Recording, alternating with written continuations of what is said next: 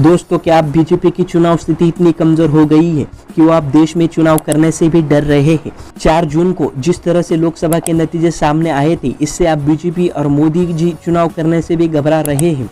One nation one election जो पिछले कुछ महीनों से जो देश में नारा मोदी सरकार के द्वारा लगाया जाता था, वो अब कहा गया।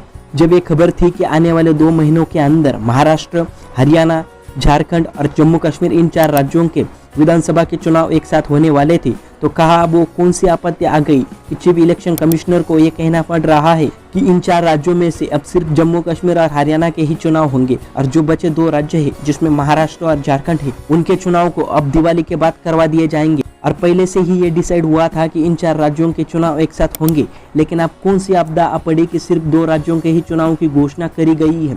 एक तरफ वन नेशन वन इलेक्शन का जो नारा है वो बड़े जोरों शोरों से देश में लगाया जाता है, और दूसरी तरफ इन 4 राज्यों के विधानसभा के चुनाव एक साथ करवाने में भी आपको दिक्कत हो रही है।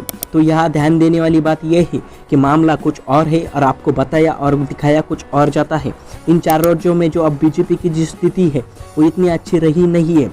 जिस तरह से लोकसभा के नतीजों में इन राज्यों में बीजेपी की सीटें कम हो गई थी, हरियाणा में भी सीटें कम हुई थी, महाराष्ट्र में तो मोदी जी की पूरी पॉलिटिकल कमर टूट गई थी। महाराष्ट्र में बीजेपी को सिर्फ 11 सीटें लोकसभा के इलेक्शन में इस बार मिली थी। महाराष्ट्र को बचाने की पूरी कोशिश मोदी जी द्वारा की गई थी, लेकिन वो भी हाथ से निकल गया था।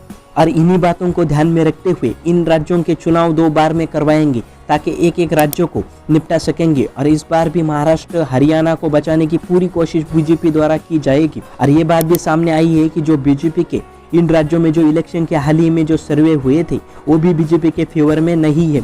और ऊपर की इन्हीं बातों से पता चलता है कि मोदी जी को इन राज्यों को बचाने के लिए इलेक्शन को 2 बार में निपटाएंगे।